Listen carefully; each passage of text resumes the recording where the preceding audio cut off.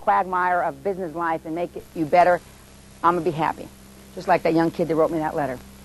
And when we talk to some of the other people that I've had dramatic impact on in their business careers, it makes me happy.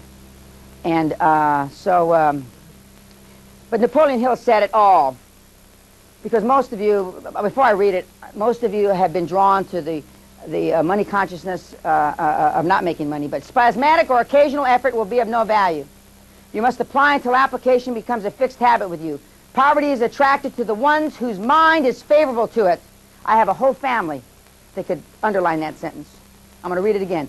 Poverty is attracted to the one whose mind is favorable to it, as money is attracted to him whose mind has been deliberately prepared to attract it. Poverty consciousness will voluntarily seize the mind which is not occupied with a money consciousness. A poverty consciousness develops without conscious application or habits favorable to it. The money consciousness must be created to order. You got to think about it, you got to live it, you got to breathe it, you got to die it. In the 10 years I grew Great Western Resources, I ate, slept, breathed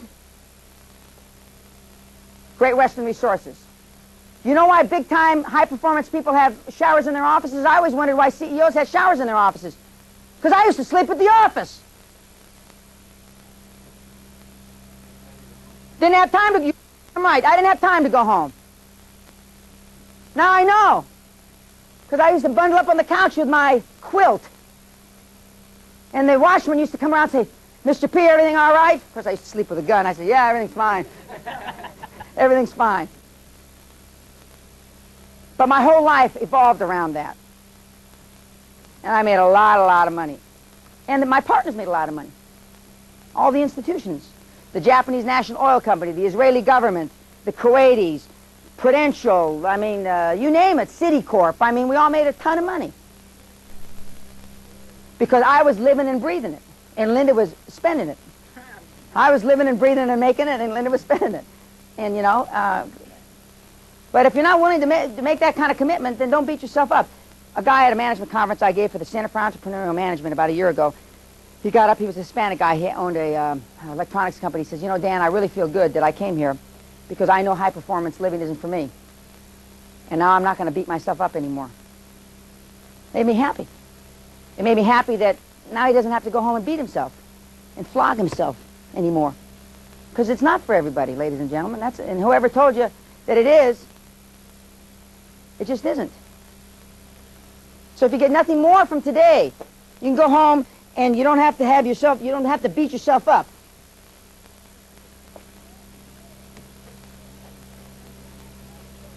You've lived under the proposition that logic is the logical process which leads to an incorrect conclusion. You've used logic to run your business. That's crap. You know, we're going to talk more about it tomorrow, but when John Fitzgerald Kennedy, said the day he got inaugurated, we're going to put a man on the moon this decade, land him safely, bring him back, and do this all before the Russians. There was nothing logical about that. As we know it today, we didn't have NASA. We didn't have a damn rocket that could take a 200-pound payload off the ground. Ours weren't as good as Scud missiles. What happened? October something, 1969, we put a man on the moon. And that was a dodgy deal, too, because they ran out of fuel and all kinds of other things happened. Was that logical? Do you think anything great in this country was based on logic? They told Henry Ford, we can't make a V8. Old man Henry, he didn't understand it. He had about a fourth-grade education. You're going to make a V8, so you ain't going to be here. They come back from a year later, we can't make a V8. I'm going to tell you again, they made a V8. Just think if you ran your businesses, or forget your businesses, you ran your life like that. But as a requisite, you can't, you know, to run your life like that, you better not be worried what your neighbors think. Somebody asked me, I went to a deal for the school that my kids go to the other night because I kicked their ass and make a bunch of people put up 400 grand to build them a new gym. And I was one of the principal guys that put up most of the money. And we sat there, and he said, would you like me to introduce everybody? I said, no, I don't want to know anybody here. Friends are problems. And what I got to say to this group, they don't want to know me anyway. And then I got up, and there were some people that you and I know mutually there, and I ripped them. I said, I'm embarrassed to be part of this group, even though I'm one of the principal guys who put up most of the money. Roosevelt High School donates from the alumni at Roosevelt High School, give $250,000 a year, and the average median income from Roosevelt High School is $26,000. You pay your maids more than that here. And we got to go begging for $400,000. I'm embarrassed to be part of you. It's a crime. As a high-performance person, we have an obligation to give back. Because I assure you, you're getting a lot more than your money's worth out of this deal.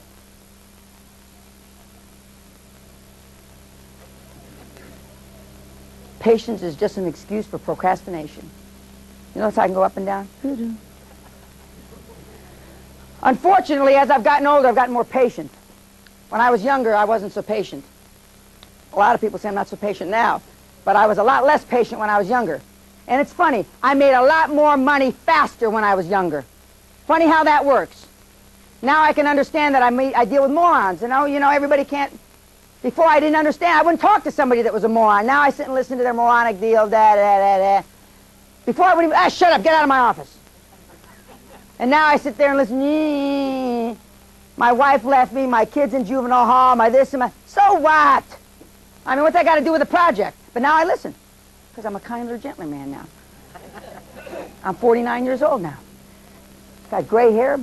I've matured. And with maturity comes poverty. Because thinking is for people who can't take action. Just think all the doofuses we know over Virginia. That's kind of an in-house joke there. The last part of creating your own foundation is to focus on the ends, not the means. Now, you've already figured out the ends justify the means no matter what, short of murder or robbery.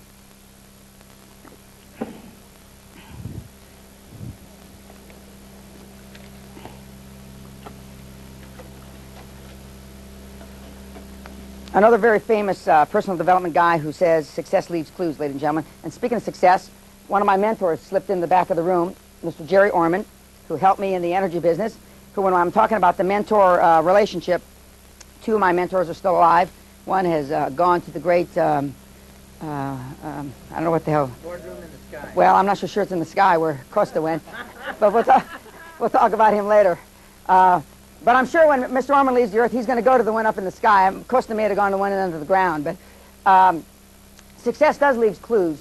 And when I was a young man in the oil business and I would hang around with Mr. Ormond and a lot of other very successful oil men, it's because I wanted to be where they were.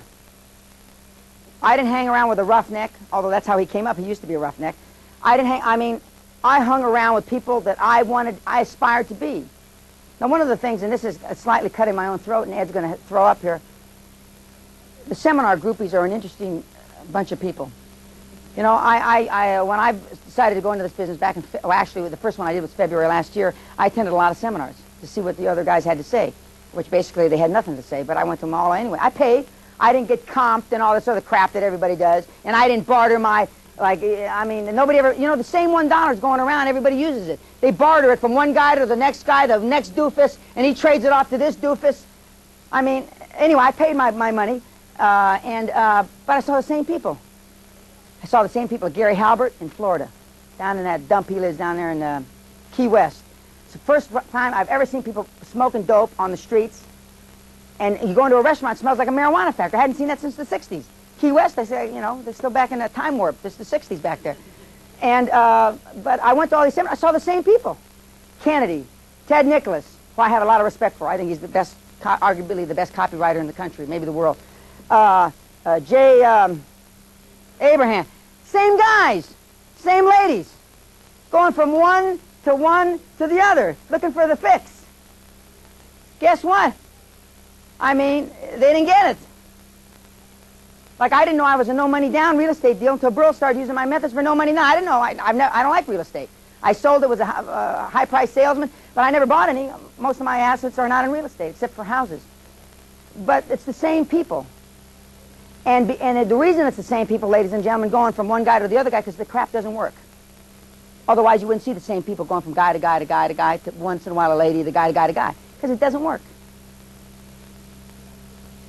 I don't know of many of the people that have attended my deals that have ever gone to anybody else, other than to poke fun, which isn't the right thing to do. But I kind of like it, but it's not the right thing to do. Because the other stuff doesn't work.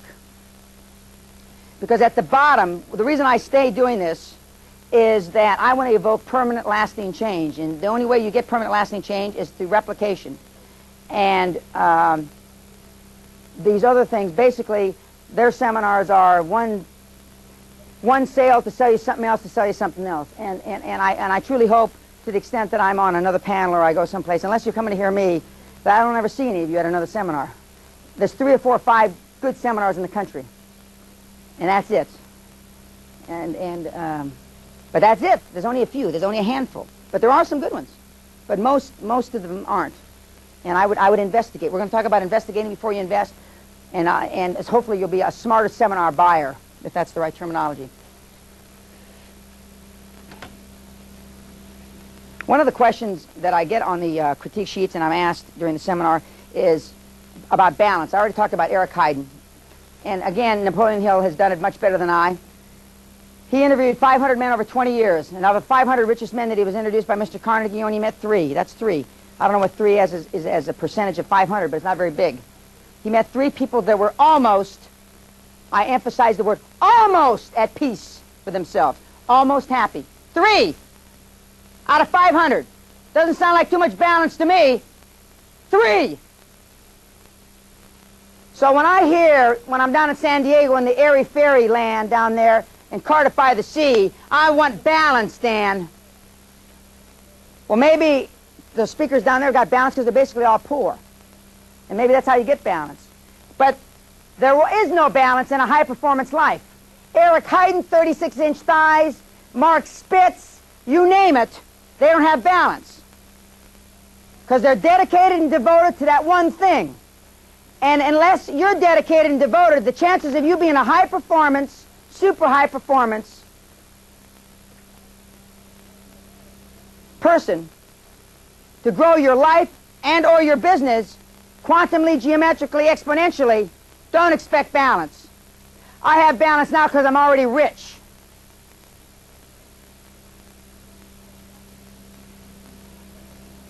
So anybody that tells me any different hasn't been there and hasn't done it. And I've never seen anybody debate that issue with me.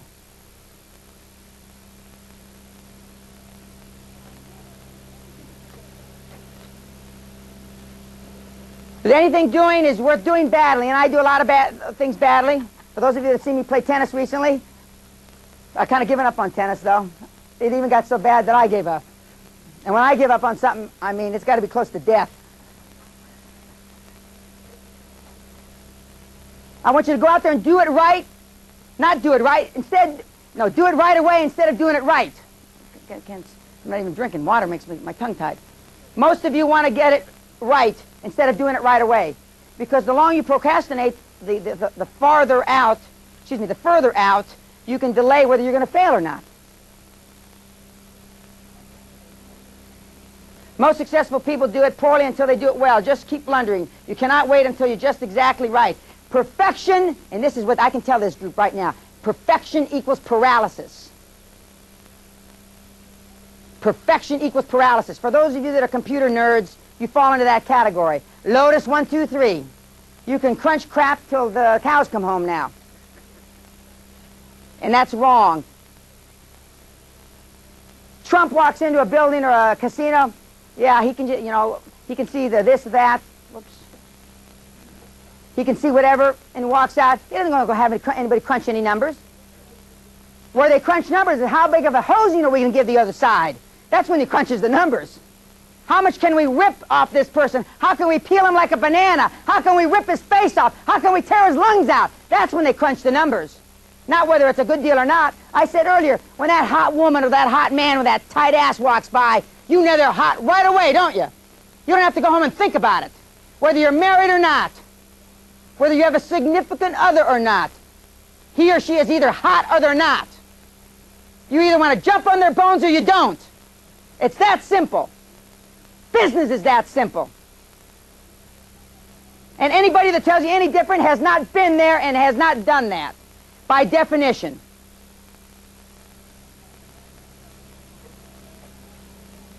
Things should be done 17 times before they're absorbed.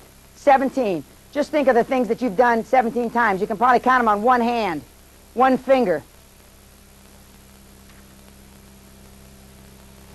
And we're not talking about your practice swings, Craig. Because more of the same just gives you more of the same. I wish it were different, but it's not. And it is no use saying we're doing our best. You ever tell me that, I'm going to rip your tongue out of your mouth. Because you have to succeed in doing what is necessary, as Mr. Churchill said. I don't want to hear you doing your best. Hear that, doofuses? I don't want to hear that. It's what's necessary. And if that means being gone on your mother's birthday, being gone over Hanukkah or Christmas, or Cinco de Mayo, for the Chicanos in the audience, I don't care what the hell it is, because at the end of the day, when it's my money, you better do what's necessary. Or you better give your soul to God, because your ass is going to be mine. Everybody says they're doing their best. Best doesn't get it done. Best keeps you in the minor leagues.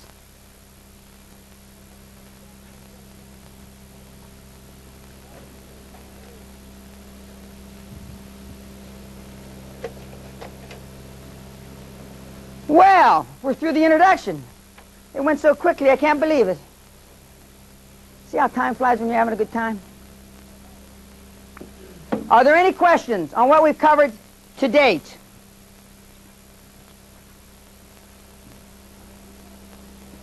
Okay, would you please? Yes, sir. I'm glad you asked me that question. You know how I said that you become what you think about? Obviously, when I was a youngster, a teenager, in my early 20s, I thought about one thing, and I didn't become that thing. Otherwise, I'd be looking like an organ up here. Because I only had my mind on one thing. I was fairly laser beam focused in those days. In fact, I transcended laser beam focus, because I was only interested in one thing. I think all I do, especially during those that one 10-year period, I thought about how to get more money for my projects, how to be exposed to more projects, how to meet more people that could get me more money and or expose me to more deals. My whole life revolved around that. And one of the basic reasons that... Is that right? Yeah. No, wrong side? No, like that. One of the basic reasons, other than I wanted to get away from my parents and my in-laws, that we moved to Scotland, is because we were going public in the UK, and I wanted to have a presence there. And perception is reality. Now, if you're a Scottish institution, and you see that the largest shareholder or chairman of one of the public companies you're investing in just makes a commitment, and this is a big-time commitment, has his daughter just born there, I mean, everything I did, every single solitary thing I did, every single solitary dinner I went to, every single solitary event I went to, every single thought process that I had was devoted to building Great Western. 5 years in a row, we were the fastest growing natural resource company in the world. 5 years in a row. My whole life, everything, was devoted to getting more money, being exposed to more money, looking at more deals, pumping smoke up the backsides of my advisors, getting them promoted above the head of the curve, which we're going to talk about. So they were impassioned with in the same way that I was. When we talk about growing an organization, you've got to share that passion with your employees. If your employees don't have passion, first of all, if you don't have passion, forget it. You might as well blow your brains out. I mean, forget it. Retire, sell your little businesses, get whatever little pennies you can, and go live in Cardiff by the Sea. Because if you don't have passion, how in the hell can you get your employees to be passionate about something? How can you get your employees to... I go to these friends of mine businesses, the work stops at 4:30. If you stand by the elevator, you'll be trampled like steers running over the top of you. How can you expect your employees to be passionate if you're not? If you don't care, If you just like your business is running along, you know, like a single proprietor or a mom and pop or whatever the hell, that's fine. But that's not what this seminar is all about. This seminar is about geometric growth. And after, well, actually starting pretty soon, we're going to hear 4 or 5 people in the audience that have had some geometric growth in just 18 months, less. But it wasn't because they didn't spread their passion. And ladies and gentlemen, sometimes it means you've got to chase, you know, we're going to talk more specifically what quantum means. But I'm going to make a comment right now. Sometimes it's a complete reversal to do something opposite. In the 1800s, the Matterhorn had never been scaled. Matterhorn, which is a mountain that's got Switzerland on one side, Italy on one side, and Austria on the other. The Alps, it's that one that you always see in these movies and the postcards. In the 1860s or 1870s, countless Austrians, countless English like to die on mountains. A lot of Englishmen died on that mountain.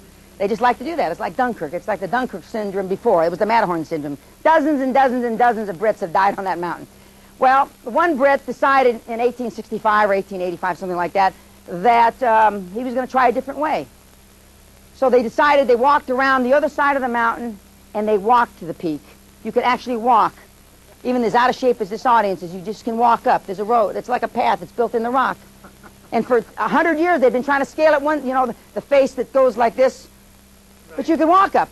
There are things that you can do in your business that you've never tried, not for any good reason, mostly because of the conditioning that you've had heretofore is bad, and you just try something different.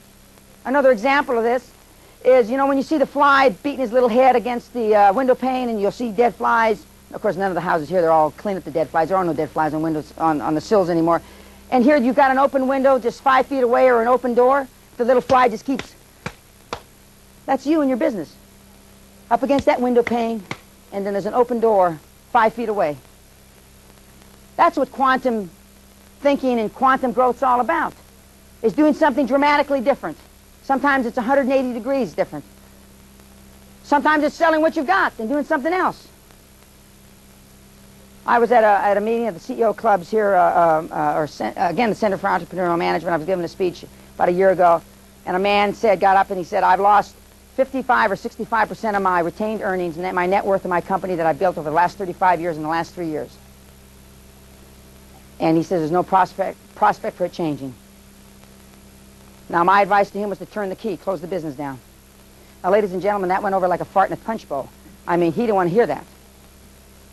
Now, I don't know if that applies to anybody in this room. But, you know, there are things that are mature industries. The steel industry, up until the last 5 or 10 years, was mature. You couldn't make money in steel because of the Japanese competition. Now it's turned around. But, you know, people that closed down steel mills 20 years ago were doing the right thing.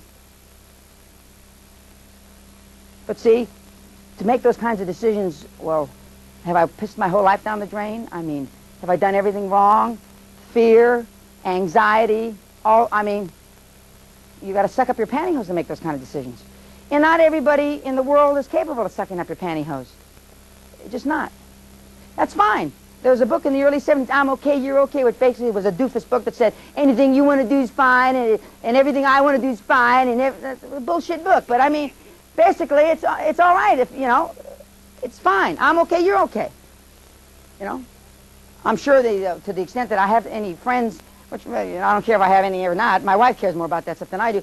But I mean, the social gatherings that I'm involved in are limited. Very limited. I like it that way. I've never talked to any of my neighbors. One of my neighbors shocked me. Introduced herself, said, I'm a friend of so-and-so. I said, so what? I have a putting green and bunkers and stuff in my backyard. I was minding my own business, hitting golf balls out of my bunker into my green. This lady comes up and says, hi, I'm a friend of so-and-so. Yeah, okay. Bam, I'm hitting golf balls, Yeah, I'm a friend of so-and-so, you know. My wife's interested in that stuff. Why don't you tell her that? And that's the truth. I like it that way. I just do, you know. It makes life a lot simpler. I can focus on what I want to do. Most of you, ladies and gentlemen, focus on, one, what you think is appropriate. See, talking about being successful, talking about making more money, talking about being a high-performance person is vogue. You talk about at cocktail parties. It used to be like in the 60s and 70s talking about smoking dope and getting laid. Doesn't mean that you want to. It's just the thing to talk about. Just like in certain sets, it's the thing to talk about, bitch about how lawyers screw you. I found my relationship with lawyers to be great. One of the reasons I've made as much money is because of the good lawyers I've had over the years. One of the reasons I've made as much money is because of the top-notch accountants I've used. But I haven't been using my brother-in-law or Schwartz and Company or, you know, Doofus, a personal corporation. I've been using high-powered accountants and high-powered lawyers. And we're going to talk about that tomorrow. If you're not running your business like you're going to go public, you should, because that means you do the best you can afford, the best you can afford. I always used the best I couldn't afford. I can afford it now, but when I started, when I was at some of the stages you're at, I always stretched because I didn't want to make a short-term solution to a long-term problem. The long-term problem was gathering money. Do you know how easy it is to get money from a financial institution if you have audited big six numbers? How much easier it is than if you got your brother-in-law or some doofus controller that you pay $28,000 a year doing your numbers? When I see numbers like that, I say, this is a joke. I don't want to look at these because I know they're bogus. I had a CFO who was a world-class finance guy, Great Western, a guy named John Ernest, who I happened to talk to last night. And he used to give me the numbers. He was controller for Worldwide for Gulf, and he was chief financial officer at Chevron. He said, when he used to give me the numbers, he said, Dan, at best, these are wrong. But they're our best guess, and they'll get us by the bank. Because they were. And we had very sophisticated internal financial controls. Most of you have no financial controls. Most of you sign checks in your own companies. I never signed a check in my company from the day I started it to the day I left. I never had check signing authority. Never. I didn't want to be involved with that.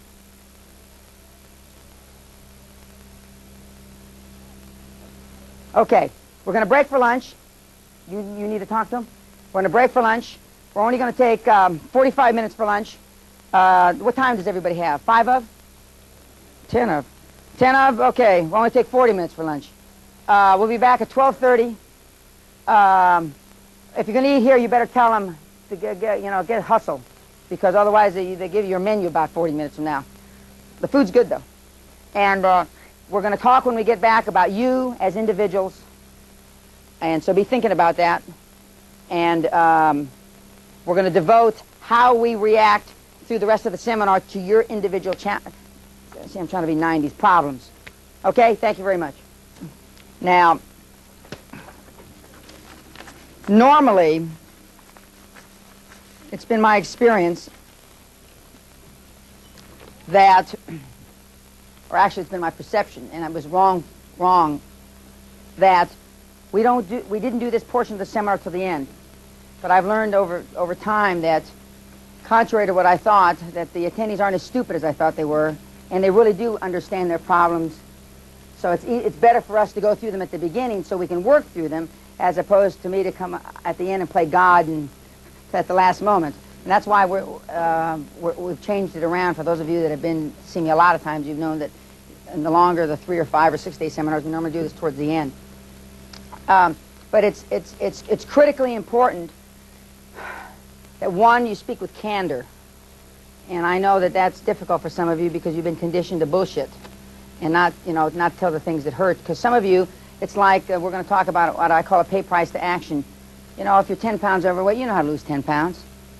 But you don't want to. You don't want to give it. So, I mean, that's why beat ourselves up about it. Most of you know what's wrong with your business or your career or whatever you want to change. And so when you're up here with the mic and with me, I mean, be specific, speak in candor, and because that way you'll get the best input back from me. Ed, are we about ready? And the microphone is? Oh, okay. See how they used to eeny, meeny? We'll start here. And if you, they want to memorialize this for time eternal, we're going to hermetically seal this and put it in a time capsule in East Los Angeles, near the body where I came from, probably where no less than 500 people have been shot and stabbed in the last 35 years. So when you're talking to the camera, look back at them and tell them what you hope to gain, what your revelation, what your challenge is, etc. Shoot. I'm Dave Reeker, and I'm working for a company based out of Vancouver, Washington. Want me to look back at them? Please. And we sell marketing information via a newsletter. That's the front end of the business, and we sell promotional products and books and tapes. And I've been involved now with it for 6 months. That was my dream, to get involved with it. I'm with a very professional copywriter, and which is what I wanted to do. The business has been stagnant for probably 5 or 6 years, mainly because he's been happy. You know, he's 70-some years old. Now he's got new life because I've come into the picture, and our goal is to triple the subscriber base within the next 6 months to 12 months, and then of course to double it every year after that. You know, I've got very high goals with that. As far as the newsletter, that's the base of the business. That's just one avenue of what I really want to do, but I see that as being first.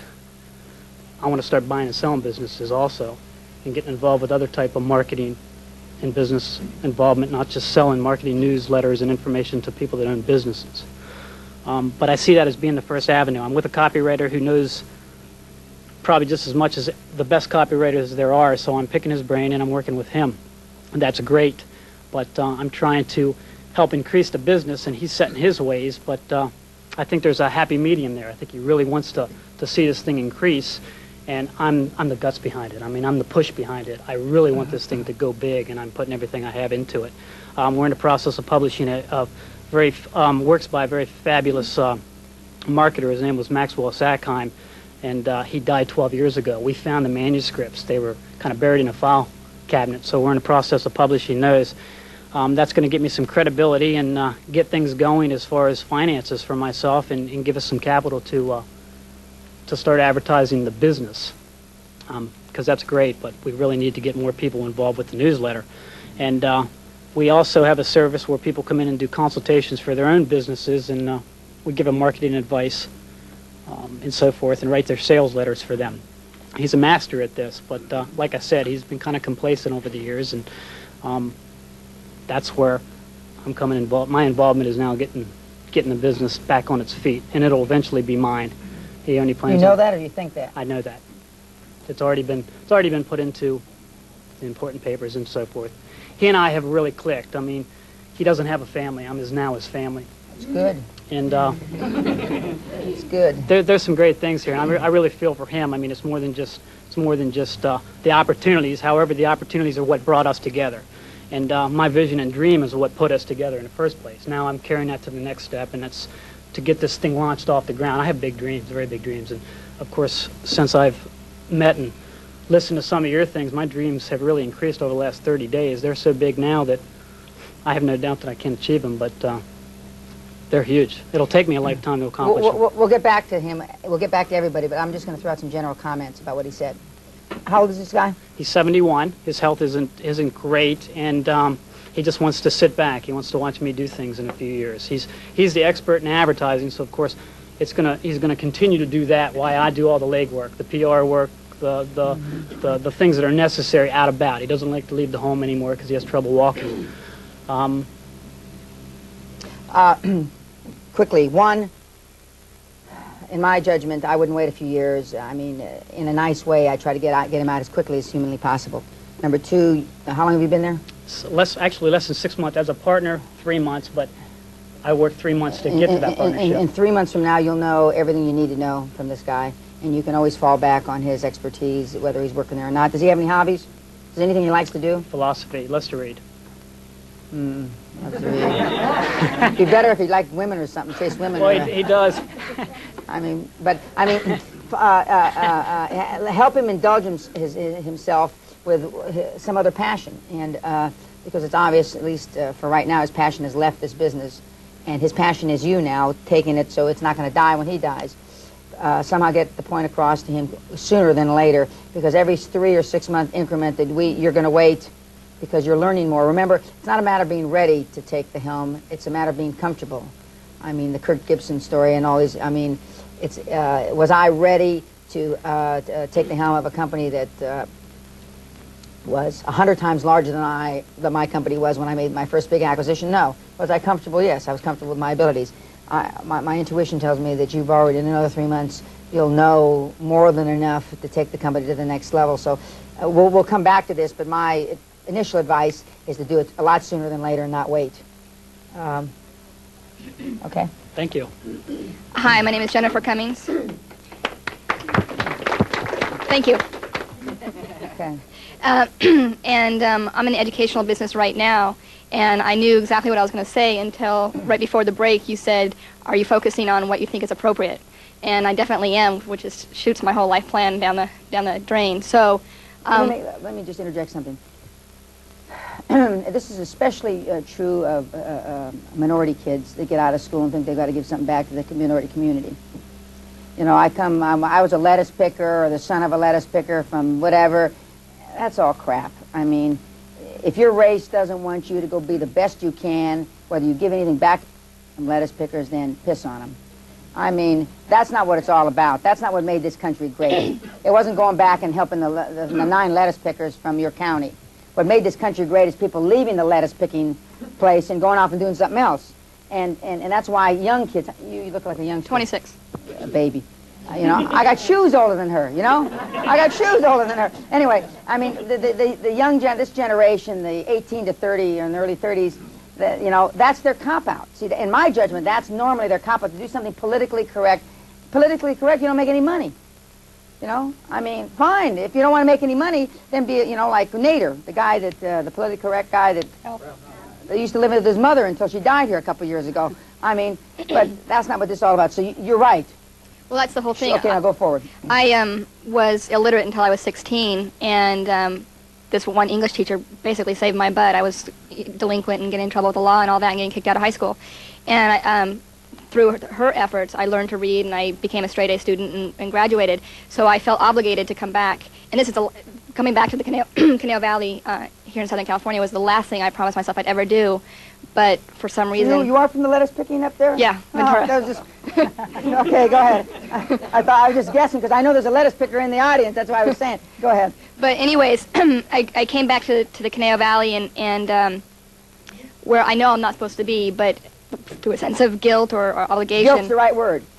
Guilt. I call it Jewish guilt, whether you're Jewish or not. Jewish people put the guilt on you better than anybody else I know, so that's why I call it Jewish guilt. But I mean, most of us our whole careers are based on guilt, from our parents, from somebody, from giving back to the community.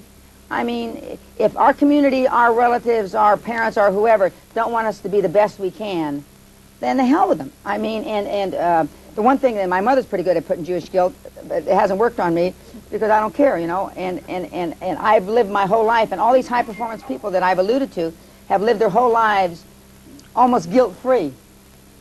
So go ahead. So my problem is now that everything that I really wanted to do I steered away from because people have said, you know, you can't be that powerful, or you're a bitch, you're... These are all poor people, right? Yeah, you're cutthroat, all that stuff. That's great.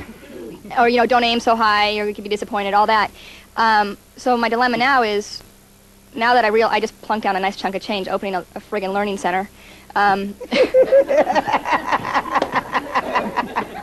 like that. So, so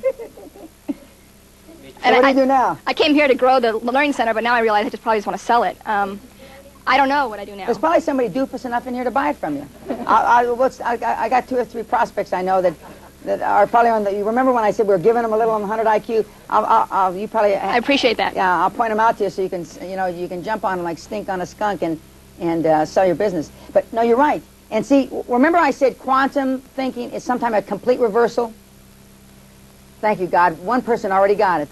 I'm only talked to 2 so far. I mean, and that doesn't mean everybody won't get it. It's not likely everybody's going to get it. But that's exactly what I'm talking about. It's turning the key instead of wasting your whole life on something that's going to amount to piss. I mean, with a tidy bowl, man. And understanding that, it's going to the other face of the Matterhorn. It's, you know, it's the fly up against the window pane. That's exactly what it is. And when we get to it tomorrow, when we talk about the difference between micro and macro thinking, my reversal was I was a detail-oriented guy. I was a computer nerd before they had computers. I used to spend Saturday and Sundays planning from Monday through Friday. The entire day I used to go in the office. And I had all these great schedules, and then when somebody canceled an appointment with me, I'd go into limbo. I didn't know what to do because my whole schedule, I'm going to go to Philadelphia to see this, and I wasn't smart enough to know I needed to make 15 appointments to have 3 or 4 or 5 in Philadelphia. I made 2. And so I'm there with my thumb up my ass because one of them canceled. But that's what quantum thinking is all about. And you're absolutely right. Yeah, right before the break, David asked me if I was okay because all of a sudden got very nauseous when I went from being micro to macro. And so I skipped lunch. Yeah, I like this. Yeah, I skipped lunch because I didn't want to lose it on the table here. But so I'm real excited to be here. It's uncomfortable, but it's exciting at the same time. That's great. Now let me just make a couple more comments. Your initial idea to get into the educational business, you've already figured out that's not what you really want to do. And that's right. You probably should sell it to somebody that's already in the business, the 2 or 3 doofus morons that are sitting around here that maybe I could help convince to buy it. But I mean, that's absolutely right. Oh no, the one doofus educator left. Harvard wanted to, remember educational business? Ruben, remember how Fidel wanted to start that educational bullshit?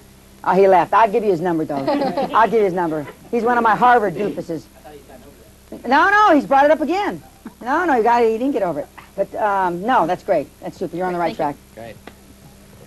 My name is Michael Edwards, and I had the pleasure of meeting Dan, as many of you did, at the Town and Country Hotel, and it was really great. I just walked right up to Dan in the bar and introduced myself, and I felt right at home. So I really want to thank you for making yourself available as a mentor to me and a lot of other people. What I do is essentially, basically, I am part of a rapidly growing company that is in the travel business, and we've modeled ourselves after a company that does $20 million a year, and they have 20,000 members accumulated over a 4-year cycle. What we intend to do is cut that in half and make 20,000 members within a 2-year cycle and outdo them in their annual production as soon as possible. How we do that is we market a travel agent card that anyone who does any traveling can benefit by. And the challenges are, excuse me, Dan, the problems are, is that it's such a new concept. It is contrary to the old conventional thinking that in some ways we're up against a rock and hard place because a lot of people think that they can't buy this, it's illegal, it's a scam, that sort of thing. And the truth of the matter is that this whole industry was deregulated during the Reagan administration in the 80s, so that anybody in this room, for example, could become a legitimate bona fide outside travel sales agent and then accumulate all the benefits that a travel agent used to be able to get by coloring their hair blue and sitting for in front of a computer for $6 an hour. And, you know, so they could brown bag it somewhere in some hotel and get 50% off. What we're going after are entrepreneurs and people who are in the business of traveling and maximizing their sales, maximizing their net cost savings via this particular vehicle. And as I say, the biggest problem we have is letting people know, A, it's legit, and B, going through the process of educating them. So sometimes the sales cycle is a little elongated, more elongated than I'd like it to be, because I'm with you. I'd like to close them right away.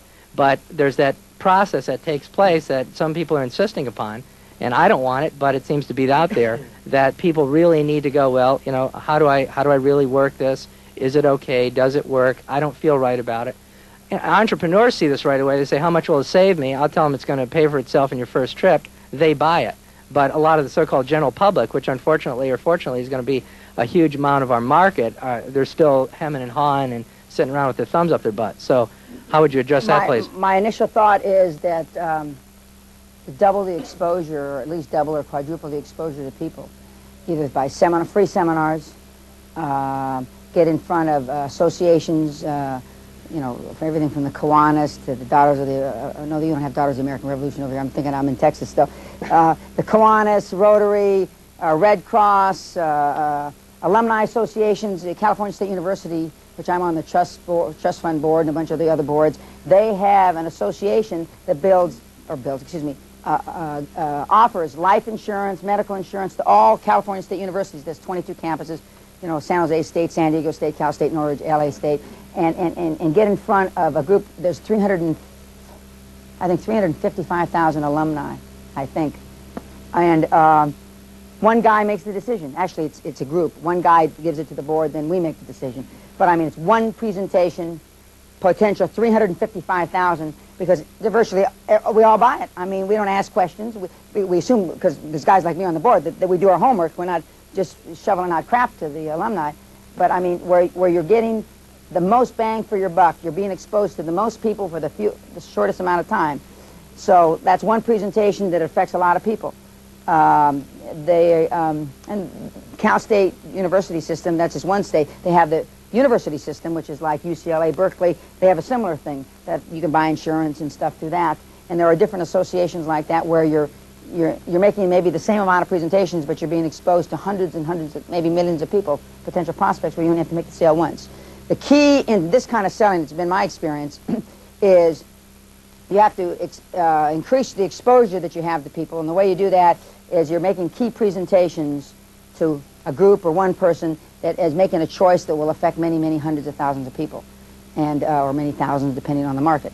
I mean, there's real estate associations, there's all kinds of associations. So I'll come back with more as the 2 days go on, but off the top of my head, you're right, it's easier to convince one guy. You can make 4 or 5 presentations than having to convince 500 4 or 5 times, and that's what I would do. Thank you. Okay. Sir, your name and where you're from. Yeah, my name is Lou Pals. I'm from Alberta, Canada, and I'm an air traffic controller by trade. I'll be retiring in the next 3 years, and I'm in real estate, involved in real estate up there, buying, renovating, and renting out. However, that's working harder instead of smarter. I'm looking to change that, maybe to buy and turn real estate a little bit quicker. I'm an accomplished long-distance runner, 100-mile mountain runner, and I'm very... So am I. And I'm very health conscious, so I like to market. I'm not so health conscious anymore. So I'm interested in marketing information, how-to information and so on, how to improve your health and running and so on. And I have one disagreement with you, Dan, about seminars. I've been a seminar junkie in the past, so to speak. However, I wouldn't have met you if I hadn't been, attending Even a a blind seminar. horn get an acorn once in a while. However, be that what it may, I'm happy I did attend the San Diego seminar and attended your one-day workshop you had there, and it's changed my thinking, well, almost in quantum leaps already. I've bought the Rob Report, the last 2 issues, and I'm dreaming a lot bigger now. And I used to buy the Inc. and the Success magazines and whatnot, but... Notwithstanding, I'm speaking at their conferences next year. Keep buying their magazines. But, I mean, that's right, buy that. I'm going to get around to that later on when we talk about gold, but go ahead. Right. And I just want to make leaps and bounds, great strides forward in a relatively short period of time. Like I say, working smarter instead of harder, which I've been doing over the years for the last 30 years or so. Well, I mean, by definition, when you're starting out on a new career, you're going to grow geometrically because you're coming from ground zero.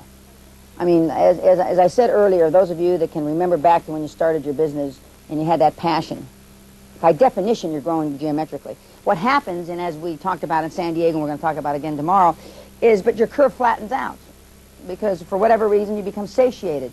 You become comfortable like your older partner. And it's one thing to become satiated and comfortable when you're 70, 75, 80.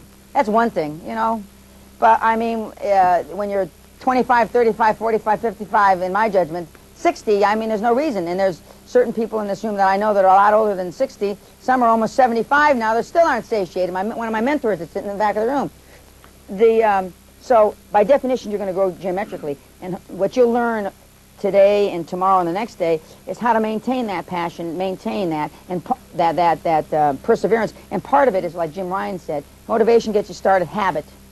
Most of you, ladies and gentlemen, have bad habits. You hang around with the wrong kind of people. Doofuses. We're going to talk about the doofus test like I did in San Diego. Most of your friends and colleagues and acquaintances and relatives couldn't pass my simplest doofus test. I mean, they just couldn't. And, up until I started, other than my kid brother, I don't see my family. And I'm not bragging about it. I mean, it's nothing I'm proud of. It's just, it's a decision I made in my life because I don't want to be like them. And and certain people, the people that I went to high school, I already told you, my best friend's serving life for murder in Florida. I mean, the guys that I hung around with all got in a lot of trouble, and we'll have to swap notes a little later on. Who got in more trouble first? But a girl can always get in a different kind of trouble than a guy. Yeah, I always envied girls. Well, I'll tell you that when I'm not being taped. Because I'll talk about later on about if I had my life to live over, the only thing I do is change my goals and make them higher. But if I could come back as something else, then that's a whole different story. So you're starting off, and I envy people that are starting from ground zero, because it's a lot easier to have positive reinforcement. It doesn't. I mean, what you've been taught is you're going to have a lot of failures, a lot of negative things. But that's the glass is half empty. The glass isn't half full. It's exciting. It's like, I ran my first. Well, I only run 100-mile once, but I mean, the first time I did it, I was all excited and I had all this passion. My 100-mile race took the passion out of me. I ran 20 hours and 48 minutes, and which is respectable. So I mean, you got that enthusiasm, and in the real estate business, which again, other than being a top real estate salesman at one time, I don't know much about the business, but no matter what the cycle is, there are guys that are the top of the field that are making $1 million, $2 million, $5 million a year. I don't care. Recession, depression, there are people that are moving the ground, moving the houses. And for those that are in the real estate business, there is always somebody moving property, moving houses, moving buildings. So as we go through this for the next 2.5 days, we'll come back to, and I'll come up with more suggestions, but you will, by definition, grow geometrically. And there's some real estate people here, if that's the industry you're involved in. I talked to Burl Crump, who has owned a very successful real estate company in Canada, sold it, right, Burl? And is still involved more in development now. But I mean, she'd be a good one to talk to because she's been very successful in the same country. I don't know if it's the same province. Which province? I'm from Alberta and Burl's from Ontario, but it's not that Huh? far. Okay. There was one other point I'd like to bring to light here again, is that you were telling us in San Diego that you are who you hang around with, and you just alluded That's it to just now. And I had the opportunity in the last couple of weeks to invest in a gold mine because I'm thinking bigger, and it's very, very exciting. And another thing to do with the running is I'm thinking about getting sponsored by a large shoe company because I've won my age division in the last 3 races I've been in. So those are, I'm running my horizon. That's great. In fact, my wife is a great long-distance runner. Whenever she runs her age division. She doesn't hardly train. She's never stretched in her life. Anybody that's an athlete, she's never stretched 1 minute in her life. She doesn't warm down. She just rolls out of the car, takes her sweats off, and goes off and runs 10 or 15 miles, comes back in. She doesn't, the amount of sweat she has on a 20-mile run does not fill up that. She has a little bead of sweat on the back of her neck, but she is, one of the opportunities I missed and one of the fortunes I missed out on is when running first got started, we had an opportunity to buy the first running shoe store in San Vicente near Brentwood, where the Juice lives. And I decided not to, and that ultimately turned out to be, the most successful running store in the country because running became very vogue in the 70s and early 80s here in the United States. But okay, next.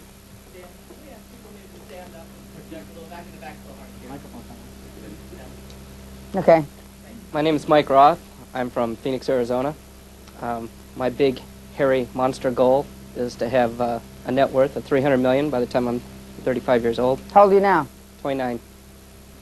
I have a business that's working now. I'm in the publishing business. I've been kind of dinking around for the past 1.5 years, so I'm getting ready to get serious here. All my ads are placed. I'm ready to go right now. I brought Jerry and his wife here. He's part of my team. And one of my goals has always been to take a company public. Easiest way to make money, and it's legal. Yep. It's better than robbing banks. Yeah, and I was talking with your guy, Ed, about some things before I came here, so I'm here to learn how to steal money legally. It's like Willie Sutton. Elliot Ness says, Willie, the great bank robber of the 30s. Why do you keep robbing banks? Willie Sutton was arrested by Elliot Ness 5 or 6 times in the 30s. And Willie, as the story goes, tell Elliot, it's where the money is. I mean, people that don't understand that net worths, fortunes are made on equity and not income. If you learn nothing else, I mean, equity. We have a domestic squabble here already. Good, this is good. One of the things, and I normally don't say this on tape, but I'm going to say it now. These seminars, or seminars like this that I've given, have caused divorces, because you come to the sad realization that this person isn't going to go to the next level, or she or he. This has caused breakup of partnerships. I see at least 1 or 2 smiles in the audience. I mean, because if you're going to take this to the nth degree, I mean, if you're going to, like I said, in fact, when I was crying last night listening to my tape about Harvard, I forgot something that I've been leaving out the last few months, a saying of mine. If you're going to hunt with the big dogs, you got to get up off the porch. And if you're going to hunt with the big dogs, I mean, a lot of the things that you do now, you're going to realize cannot promote that end result. And although I believe in death before divorce, there are no divorces in my part of the family anyway. There's plenty in the other part, huh, Vince?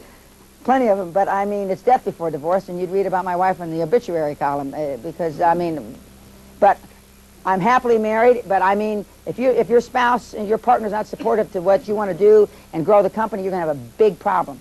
Now, ending on that, give the microphone to the better half of this couple, I believe. He's upset because I don't like speaking. It's all right. My name is Anna Alvarado. Currently I work for Mervyn's in West Covina. And during the day, when I'm not working nights, I unload trucks. That's what I do. When I'm not working nights, I work for Jerry. We own our own laser printer and computer service. We A little louder. You're doing fine.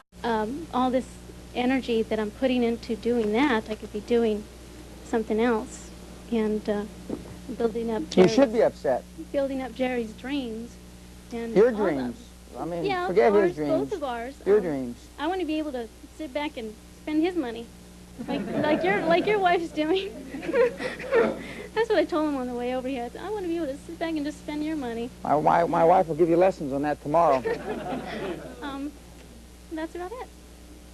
Okay. Well, what I would do, I mean, and this probably doesn't interface too well with what your plans are, but I would not work there, and I would see how I could make my laser printing that into the business more productive. Not how, just make it more productive. It's funny how necessity is the mother of invention. I mean, I've been fired 2 or 3 times in my life, once by a board of directors at a public company, once by, actually twice by boards of directors, once of a public company, once of a private company, and once by one of the big Wall Street firms. And it made me focus. It made me get laser beam focused to go out, and I was able to generate more revenue every time. And when tough times happen, I mean, we're forced to make the right decisions almost always. And remember, I told you about gut instincts almost always being right. Almost always when we're thrown up against the wall, we make the right decision. When we get fired, when we get laid off, when the company closes down, whatever, we almost always make the right decision. And so you should be upset. I'd go out and do something different now to enhance what you can do on the other end, where you're going to be part of that team, part of that sales unit on an equity basis or on a revenue basis. I'd do it now. And that's hard to say. We're coming up on the holidays. Now, I know that we're coming up on the holidays. I know it's tough to break up with a husband, a partner, a wife, leave. I know all that. But then come January 1st, there's going to be some other reason why it's difficult. Oh, my anniversary's coming up, my this. There's never an easy time to do something hard. There never is. I don't care what the hell it is. And but when you get used to, you never get completely used to it. Contrary to what people think, you know, when I make tough decisions, which are often, I mean, I don't always like everybody disagreeing with me, but I do it anyway. And so when you get more comfortable with that, just as someday you'll be more comfortable speaking. So I would do all that now. I would just put together a timetable in my own mind, and I'd shrink it by 90% and do it now. And but I think you're on the right track. It took a lot more guts than I thought you had there, so I appreciate it. I made you do it for a reason. My name's Jerry Clark, and I own a business here in West Covina, California. Like you, I was fired, and when they fired me, I told them I was going to take over his business, and I did. Not literally yet, but I mean, he's hating me right now because, like you said in your little questionnaire, do you pay your employees enough? He didn't pay me enough because I was his frontline guy, and I took all the heat, and I saved all his battles. But when it came down to it, he let me go, and I just went to those people, and they said, sure, we'll do business with you. So I got into this business, and now it's been a year and a half, and I'm doing okay locally, but I got bigger dreams. When I was in San Diego, you said something that really just like hit me hard, and that was you told the crowd when you were checking in that there was some guys in front quabbling about a $46 room or something. I forgot that. Yes. Yeah. That was me. I would be one of those guys quabbling for $46 room. And I said, no doubt. And one of my dreams is to be able to just never have to worry about a sale, never have to worry about a price tag. I want it, I buy it. And the other dream is to go with that, to get me there, to make that quantum leap is to work with Mike, be one of the team players, and we want to do in, what, about a year and a half, Mike? Go nationwide. Build that company up. I'm going to build the company up here through the help of Mike, and then turn around and sell it, because I'm going to have to focus, like you said, a couple projects at a time. I don't want to take on more than 2. So Anna and I, we're going to work it up, build this business, sell it, and then move over to Phoenix and then try to go nationwide with our business. When you talk in the future, one of the things, part of this preconditioning, is to change the way you talk, change your vocabulary. Not try, you will. And I correct, like the Harvard doofuses, which there's one of them still sitting in the audience, and you'd think you would go to Harvard. I mean, when I was a kid, not when I was good, when I was in my early 30s, I would have cut my fingers off to have a Harvard education or a Harvard graduate degree, and now I realize that it doesn't mean spit, but you have to change the way you talk. To change the way you talk, you got to change the way you think. Always talk in the first person. Always talk as if it's already done. It does 2 things. Number one, it reinforces to you, but more importantly, perception is reality. It reinforces who you're talking to. Like I always say, there's only one time, you only have one time to make a first impression. Okay? When I go, this is my uniform, and can we turn the air conditioner on? I never have to take my jacket. It must be hot in here. Okay, but I mean, my uniform, you owe it to them to look like a man that they ought to give money to.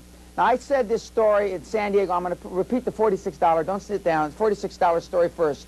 I'm checking into this Town and Country, which is a dump of a hotel, and I wouldn't give a funeral at it myself. But anyway, we're there, and I'm standing in line. You know, there's a queue there. I'm standing there. There's these 2 old guys. They were saying that, well, what's the cheapest room in this room, and if you got to stand on the 2nd floor, and are you in the east wing or the west wing? And to make a long story short, the difference was between $67 and $49, or $67 and $52. And they spent 15 minutes busting the little lady's chops about it. And I made the talk, when I came in to talk to you the people that were there, I said, that's what this is all about. I mean, if you've got to do that, you might as well blow your brains out. Go run in front of a train. I mean, what we're going to talk about over the next 2 days is I went out and spent money. I went out and joined country clubs. I went out and bought expensive suits because I understood people want to deal with a successful person. Well, way before I had the money to do it. Like I tell people now, I have 200 tailor-made suits, 200 $2,000 to $3,000 suits. 200 times 2 to 3,000. I got no place to wear them now. You owe it to them to look like a man that they ought to give money to. Now, I said this story in San Diego. I'm going to repeat the $46. Don't sit down. $46 story first. I'm checking into this Town and Country, which is a dump of a hotel, and I wouldn't give a funeral at it myself. But anyway, we're there, and I'm standing in line. You know, there's a queue there. I'm standing there. There's these 2 old guys. They were saying that, well, what's the cheapest room in this room, and if you got to stand on the 2nd floor, and are you in the east wing or the west wing? And to make a long story short, the difference was between $67 and $49, or $67 and $52. And they spent 15 minutes busting the little lady's chops about it. And I made the talk, when I came in to talk to you the people that were there, I said, that's what this is all about. I mean, if you've got to do that, you might as well blow your brains out. Go run in front of a train. I mean, what we're going to talk about over the next 2 days is I went out and spent money. I went out and joined country clubs. I went out and bought expensive suits because I understood people want to deal with a successful person. Well, way before I had the money to do it. Like I tell people now, I have 200 tailor-made suits, 200 $2,000 to $3,000 suits. 200 times 2 to 3,000. I got no place to wear them now because I don't give seminars, but maybe 6 to 12 times a year. And so, you know, which one, I go through all my suits. Well, which one should I wear this time? And most of them are pinstripe, and most of them are 3-piece waistcoat. But I had those. I had a lot of them beforehand because you only get to have one time to make a first impression. People want to deal with somebody that they feel successful. That's what the yuppies are all about. They haven't really got it right yet, but the little yuppie generation with their little BMWs, that's just it. You're buying BMWs instead of buying something else, and they all look alike, like little clones, you know, with their little Beamers and their little, whatever the kind of shoes they wear. And, you know, people want to deal with somebody that's successful. People want to be my partners because I've been successful. And, you know, and they'll want to do business with you if you act, you sound positive, you talk like if it's already happened. And believe me, I mean, just as the empowerment that you'll have if you start acting as if you had no limits to your abilities and you didn't care what anybody else thinks, when you start acting like that, I mean, your business will grow more rapidly. Burl's going to tell a story later today about how she changed the way she dealt with the Royal Bank of Canada. It was like, and she's an experienced businesswoman. She's tough. I mean, she's good. But I mean, it was like the whole world changed when her attitude changed with the bank. Instead of coming in on your hands and knees, you know, like they just caught you stealing. Okay? Thank you. Sir, we're going down this side. We're going to come back this way. Name, where you're from? I'm Ron LeGrand from Florida, and I'm in the information business, real estate related. We do a lot of real estate related seminars, the kind you're not supposed to attend. I said there were 4 or 5 good ones. Okay. And we do a lot of hands-on training, and basically our business is taking people and getting them going and getting them to the plateau and getting them to the point to where we can introduce them to you. I'm here because our business is on the edge of that quantum leap that we're talking about. We're doing nationwide conferences and trainings of all kinds, and we deal with real people. We screen our speakers pretty well and our trainers, but our problem right now is we have so much to do that laser beam focused is our biggest problem. I know what the problem is. I hope maybe you can help us work on that.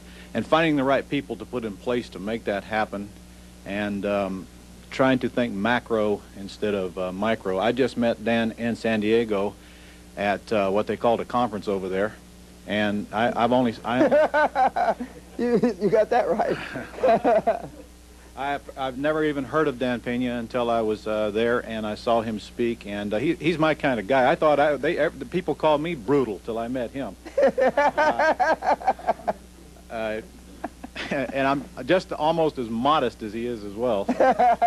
Anyway, that's why we're here, and I hope we're going to be working with Ed back there some, and we're just here looking for that quantum growth. We're looking for that door that Dan was talking about, really. Let me comment on a couple of things that you've said. Number one, you're right. I mean, if you said that you're having trouble focusing because you're probably doing more than 2 or 3 things. You're in more than 2 or 3 businesses. What I would do is find. There's 2 ways to do this. You find the 2 or 3 that are making you the most money, and then you find the 2 or 3 that have the most potential but aren't making you the money. And you specifically focus, you as an individual, on the ones, the 2 or 3 that have the biggest potential to make you the money, and you deal with that, and you turn the 2 or 3 over that are making you the money to your capable staff. Actually, correct me if I'm wrong, I'm in one business. It's just that this business has so many profit centers in it. But I mean, find the 2 or 3 profit centers that you're doing the best, and then find the 2 or 3 profit centers that could be the best, but for whatever reason you don't understand why they're not. Then you focus in on the 2 or 3 profit centers that should be the best but aren't, and you allow your people to run, let your profits run on the 2 or 3. I'm a firm believer in finding the right people and building a business around them, and we're in a real strong search for those people because we're growing so fast that it's all I can do to keep up with the growth, much less get involved with all the little junk. And that's something that I have to fight all the time, is thinking macro or micro like you were talking about. It's something I have to work on every single day. Well, part of the key to that success, or gaining success with that problem, is being able to delegate. And you're going to delegate sometimes to people that aren't as capable as you thought they were, but you don't find out until you make the mistake. So you've got to delegate to those people, like Rick Scott does. He allows his people, the several hundred people, make $1 million decisions. We all know there's got to be a lot of mistakes in those, but he weeds those guys and gals out quickly. And then what he does is, the people that are left, he gives them more responsibility and more responsibility. Now, I haven't talked to him in 2 or 3 years, but I hear he's got some people that are making $20, $50, $100 million decisions now that started out as $1 million because you allow them to hopefully not find their Peter principle. We all have our Peter principle, but you allow them to go up and take as much responsibility and as much authority as they can swallow. But what I found when you're trying to build, and you've got a large staff, because you're trying to be so careful to find the right people, you wind up not putting enough people, rubber hitting the ground. And so what I've done, and what other high-performance people in similar industries, they make the decisions quicker, but they turn the people over quicker. I mean, you know, how long does it take you to find out if the guy or gal is good or bad? How long does it take? A few minutes. Okay. And unfortunately, you'll see some turnover in the initial months, but then after that's over, you've got a foundation that you can build upon and move forward to get your quantum leap. And one of our biggest problems is finding the people that have the knowledge to put into place to begin with, because, for instance, I'm looking to build a direct marketing arm, and I'm also looking to build a telemarketing arm, and the person that we put in those places have to know more about it than I do. And I'd like to discuss that with you when I get a chance, and maybe I'm on the wrong track here. But well, no, they the should. If they don't know more than you, and if you're not in a telemarketing expert, or, well, I mean, something's wrong. If they don't know more than me, I don't want them. That's exactly right. And virtually everybody that's part of my team, by definition, knows geometrically more than I do about the various aspects of the business. You know, I'm considered a litigious person, and one of my partners is here who's a litigator, and I've been involved in over 200 lawsuits, 214. I've won them all. I've never lost one in the United States. Now, I'm pretty savvy litigator. That's about, you know, but that's about all I know, because I've been through so many lawsuits. You know, I know when to slap them with this and when to do this and when to do that, only because I've, you know, Pavlov's dog could figure it out. I've done it so many times. Tim, I'm not trying to say that you're Pavlov's dog.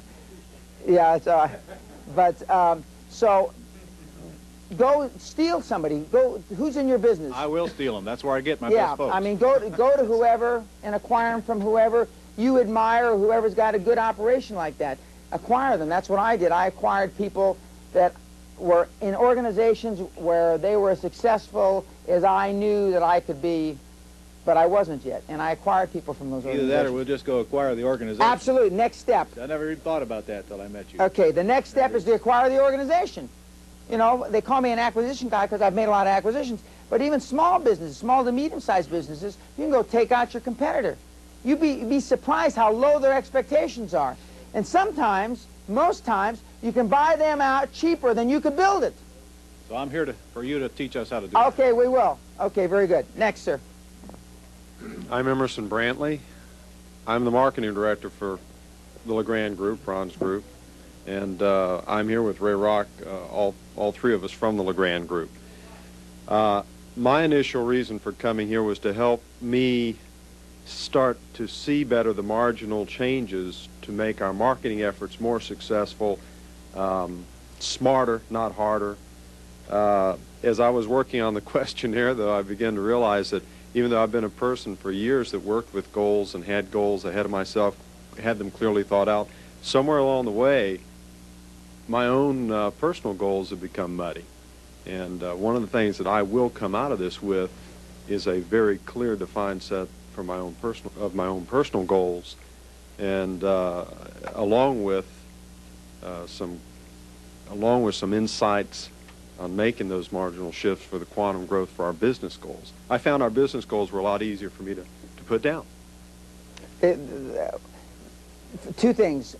One, the reason that he's had this muddy side on his personal is because he has been devoted to the business. That's good for you. That's good. I like those kind of challenges, problems.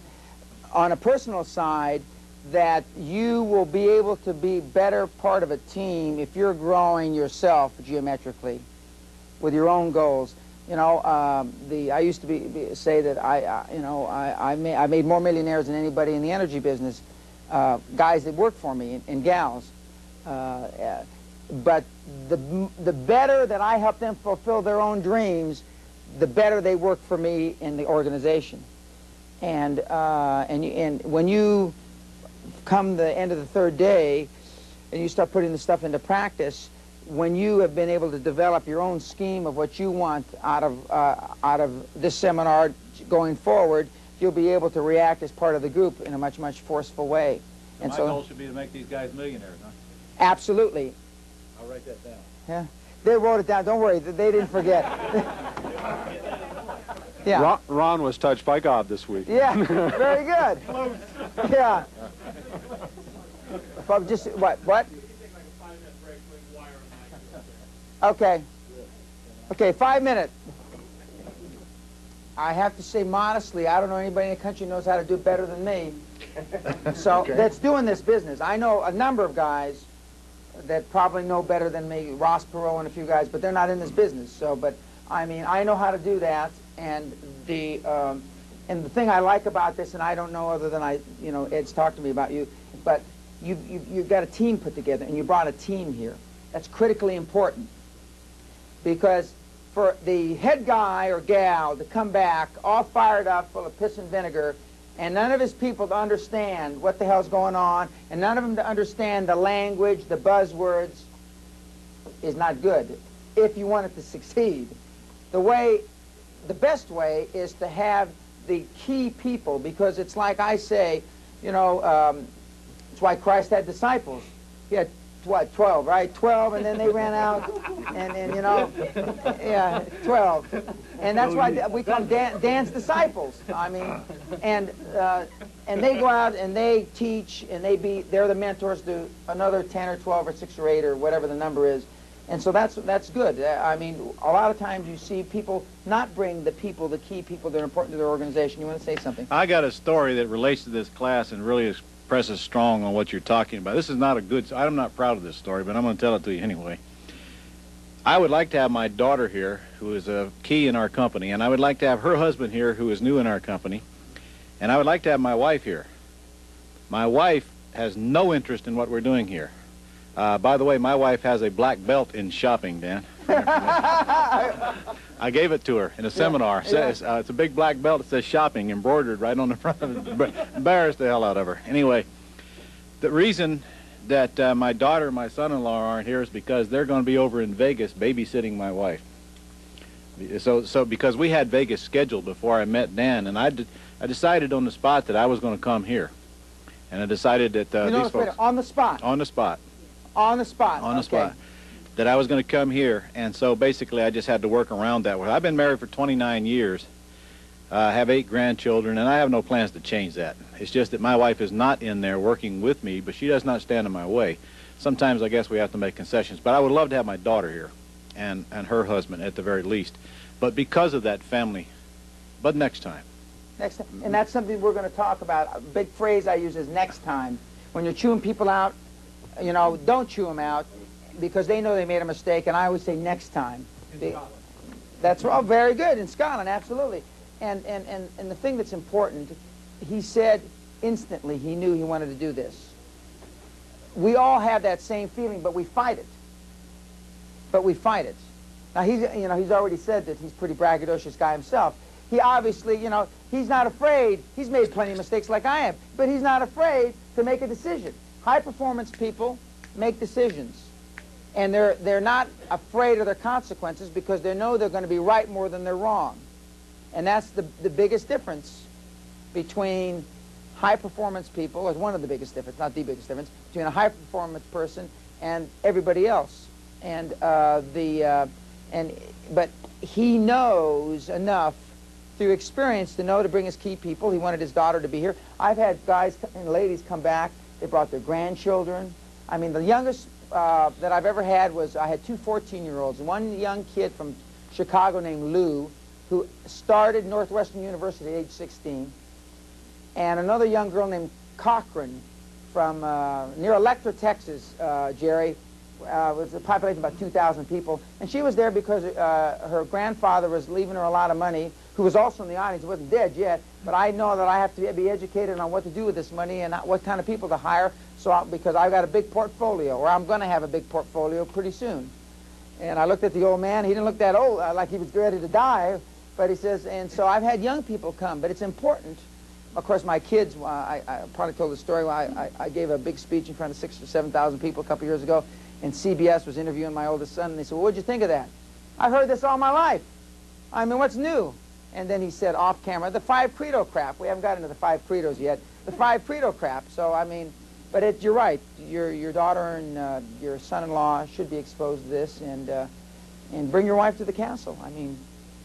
I think I can get a go for that. Oh, yeah, well, she'll like that. She'll like that. Okay, who's got the mic? Right here. Testing. Does this work? Can you hear me back there? With the mic? Okay, maybe it is working. I can't hear the after effect. Good afternoon. My name is Jose Castillo. I'm originally from Texas. I've been out here in California about 14 years.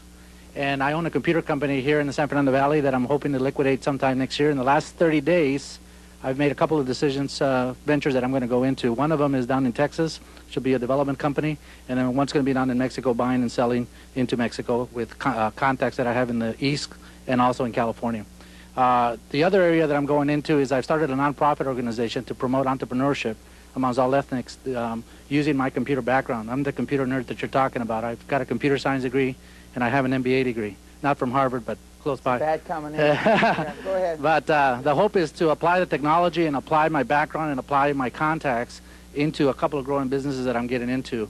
The company that I own now that I've had for 14 years is computer-based in the San Fernando Valley with contacts throughout Southern California. But I will be selling that company hopefully by the first quarter of 1995 and moving into the real estate development area down in Texas and also into the import-export business. You will sell it, remember? Not hopefully sell it. You will sell it. The decision's already made. I went through the entrepreneur program at USC, so I've already developed an exit on how to get out. I'm going to develop a similar company with the same concept down in Texas for about 2 years, and then I'll sell that one and move on to the other one. I'm hoping that the organization that I started, the nonprofit, that will expose me to other entrepreneurs will allow me to buy and sell businesses through those contacts in by the different ethnics. Well, you know, let me comment. One of the reasons I give seminars, other than I like it, is it's the conduit of transactions for me. I mean, this year I will do 2 or 3 deals, all of which came through my seminars. As doofus as you might think you are, occasionally a blind hog gets an acorn. And if you don't bring that acorn to me, you are a moron. I mean, because you don't know anybody that can get the deal done better or quicker or for sure than me. And so that's one of the reasons I do this, as your nonprofit will bring you transactions. That's one of the reasons I do these seminars. And I only plan on doing 2 or 3 a year. And this year we will have hit that goal. But that's why I do this, because it allows me, without running around, you know, all these deals. You know, admittedly, most of the deals aren't any good, and I tell the people that they shouldn't be dealing in them. But occasionally that there is a good deal. And what I would submit to you is that you said 2 very critically important things. You said, one, that you wanted to start the business and roll out of it in 2 years. There's a time to sell every damn business in the world, and most of us don't know when opportunity knocks. We figure out we want to sell the business 5 years after the cycle's over. My recommendation, we're going to talk about exit strategies on Saturday. My recommendation is, if you're over the age of 40, the next cycle in your business, up cycle, sell. If you're over the age of 40, I don't care if it comes when you're 41 or 55, sell. Because you may not be in that business long enough to hit another cycle. And we all have this pride of authorship we hang on too long. It's like a fighter or a baseball player that winds up embarrassing himself in the ring or on the field. Because it's tough to sell, because we say, what are we going to do? Well, it's a lot easier or better to be trying to decide what you're going to do with a pocket full of money than it is without a pot to piss in their window to throw it out of. Yes. And I mean, so that, I mean, he understands that, and that's good. But see, in these transactions that I get involved in now that are brought to me, it was the idea to roll them. And I don't say necessarily in 1 to 3 years. I roll them when the time's right. If it's 1 day after I bought the son of a gun, I'll roll it. Doesn't make any difference. You got to know when to sell. You got to know when to bluff. You got to know when to hold your cards, and you got to know when to play them. And it's a learned process. Next, Bruce. Hi, Bruce Whipple, Audit Cost International. I first met Dan in 1993, and we've enjoyed an awful lot of success since that time. We're in a business, a consulting business. We, on a contingency basis, reduce school and property taxes, mostly for Fortune 500 companies, and that really was something that happened after we got together with Dan. We had some success, which was good. Dan very definitely, is something you'll hear this weekend, said, you know, focus on that success, let that run its course, focus on the many, or not, the few, not the many, And if most of your revenue has come out of the large companies, why not just do that exclusively? So we did that, and in the last year we've saved our clients a little better than $12 million on an annual basis. I thought I had a big goal to grow this to a $100 million company. After talking to Dan, that goal is now far exceeded, and we'll end up doing that. And one of the things that, and Dan and I will talk about this tonight, is absolutely what he said is that with the success comes a lot of problems, which is good. And, you know, we're in the process now of going through some things that will be tough to get through, but you've got to get through that to get on to the next step, which is where we are now. Okay. Now, I'm going to talk a little bit about Bruce now, and I obviously have much more knowledge about his business than anybody else's business here. And he's at a crossroads, and it's where everybody in the company isn't thinking down the same road, so there has to be some changes, and that's what he's alluded to. But one of the things that when I first met him, he had IBM, I believe, as a client. And it wasn't important if you got them by luck, design, brains, you know, they fell over you. But I mean, not many people, IBM is very strict who they do business with. You have to be a quality company, you have to have financial integrity, all these things. And I said that you should leverage off of that and go after Fortune 50 or Fortune 100 companies. And he's added to his portfolio of companies, I don't know, a dozen or so of the big Fortune 50, Fortune 100 type companies. But one of the things I tell to people that are in sales or in marketing is that most people, if they turn loose their prospect list totally, if you haven't closed somebody in 90 days, you can take the prospect and you can take it, and you know the tidy bowl man and how he hangs on the toilet bowl there? And you throw it right down with the tidy bowl man. Because if you're not going to, unless you're talking about 100, 200, $500 million sales, which I've made those too, then that's the only caveat I have. But if you haven't gotten a letter of intent or something out of them in 90 days, normally 30, but 90 days, when I tell insurance salesmen this, they go nuts. When I tell real estate salesmen this, they go nuts. How can I turn loose on my prospects? That's my lifeblood. But I mean, see, it's easier to go have lunch with a prospect you've had for 3 years than it is to develop a new one.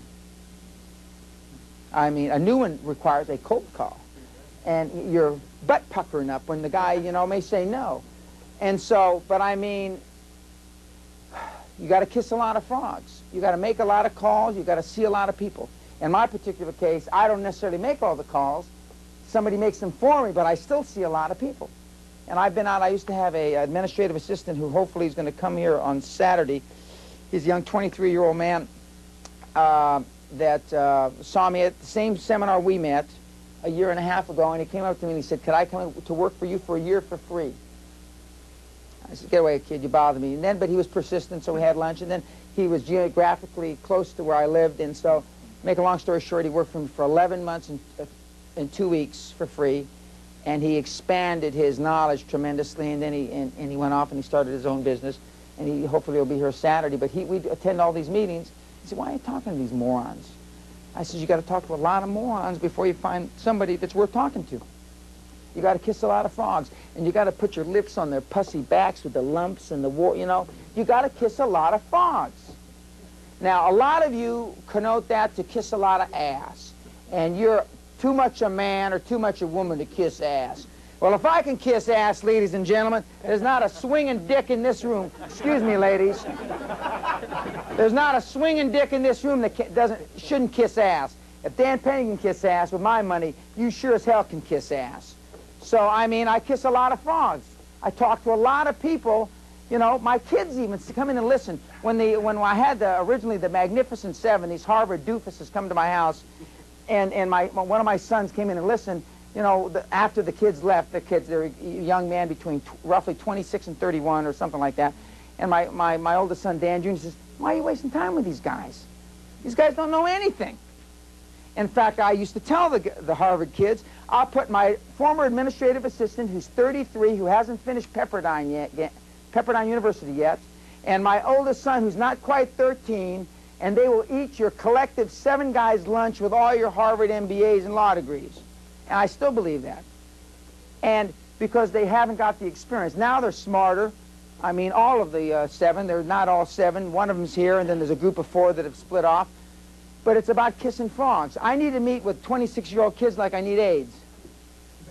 What am I possibly going to learn? Nothing. I don't care if they're the smartest 26-year-olds. in the history of mankind. But I do that. Now, a transaction or two, one of them's going to, like I told, one of them knows the ghostwriter for, the one, he's sitting here, ghostwriter for Rush Limbaugh. Because I've been talking to negotiating with various ghostwriters to write a book about my exploits, or my infamous exploits.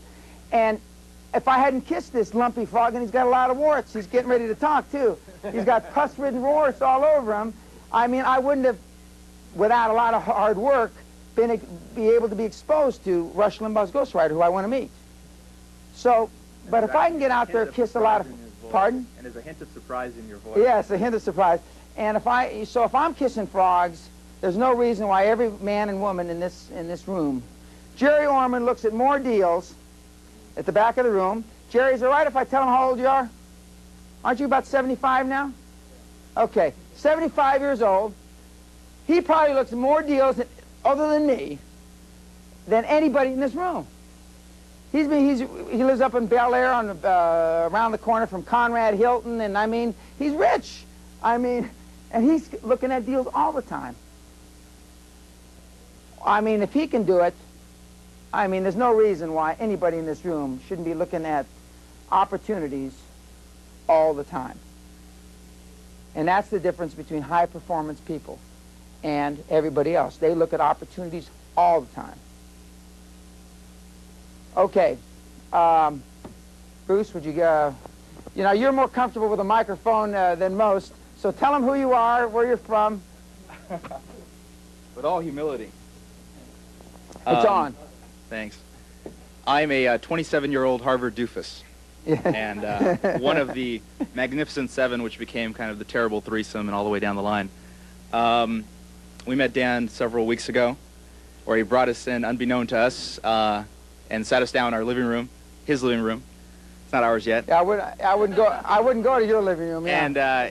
And he proceeded to tell us exactly as he said there, how much we didn't know, how much we still had to know, and how the worst mistake we could ever make was thinking that what we learned in an Ivy League school somehow prepared us for the real world, and that would be the death of us. We didn't know we were entertaining him and his children after we were gone, but that makes sense. For now, I'm a writer, an author, and a radio talk show host here in Los Angeles on the new ABC station, 710 Talk. I host a radio show there for young people, for 20-somethings at night. My book, I guess the first deal that I ever cut out of college, I was 23 years old when I sold my college story to Bantam Books. I wrote a book about my experience being a Mexican-American student at Harvard. I've written 30 editorials for the Los Angeles Times, and now I host this radio show 15 hours a week. So that was Dan's reference to this microphone. The thing that I am realizing I'm excited about is, as things change and as we change and as California changes, certainly the debate has changed and the issues has changed. I deal in communications, I deal in information. My job is to interpret what's going on outside, whether it's in Proposition 187's debate or anything like that, to the people who either listen to the radio, read the paper, or buy my book. And after they've gotten that information, you sell them some Snapple in the commercial break and they go on their way. Everybody's happy. ABC's happy, Bantam Books is happy, Harvard was happy. They'd be a lot happier if I paid off my loan. And the Los Angeles Times is happy. And the reason they're happy is because there are very few in the United States, Mexican Americans, Latinos, who do what I do like I do it. And to that end, I'm able to contribute something to the overall debate. If I have any kind of a role model or any kind of a prototype of people who came before me, it would be someone like Rush Limbaugh, who's effective in the television medium, the radio medium, the print medium, a newsletter medium, and when you put them all together, this one-man band makes $20 million disseminating misinformation or information, depending on your perspective. The thing that I liked when I was during lunch, I had a chance to listen to Dennis Prager's show. Dennis Prager is another person who does a lot of those different mediums on KABC, the older talk station in town. They're both owned by ABC. And Dennis was talking about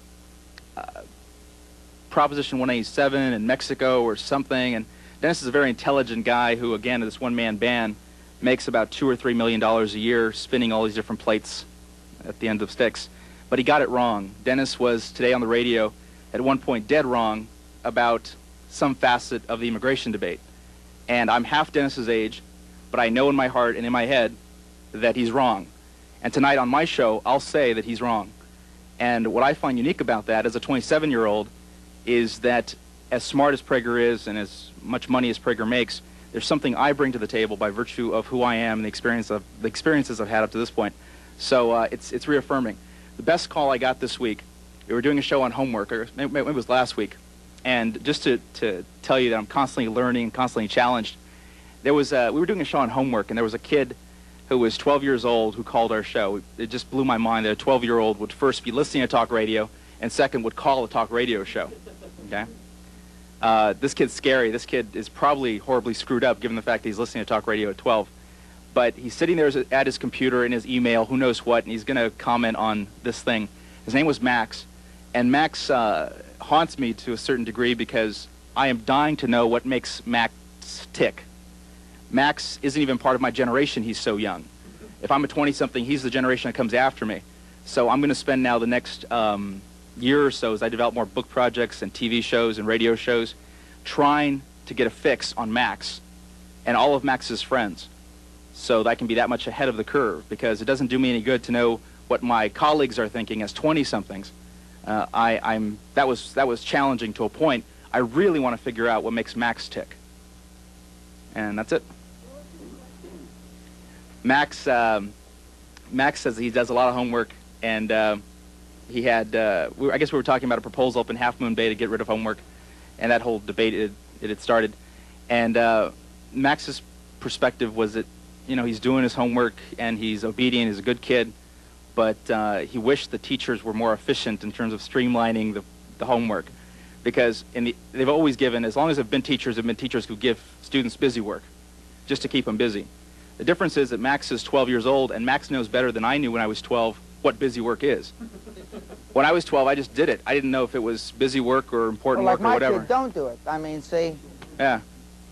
Well, he's already heard this comment. I had dinner with him not too long ago, and I told him that he had the gift to gab. He had the gift to, in a fairly articulate way, vis-a-vis how old he is, get a point across. And although I've only heard him on the radio one time, and that was by accident, I said that he can make a lot of money, because when I was a young sales manager going to graduate school, and I remember my boss, a disbarred Boltall, which is Berkeley's law school lawyer, tell me, Dan, as long as they don't cut your tongue out, you're going to be rich someday if you can stay out of jail.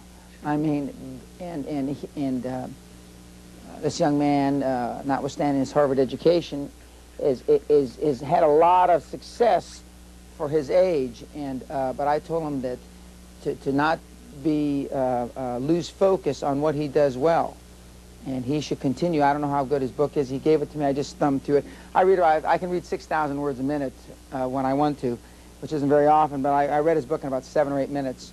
And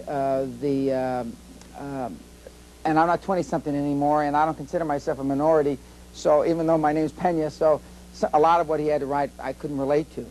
But that, you know, I'm not his market.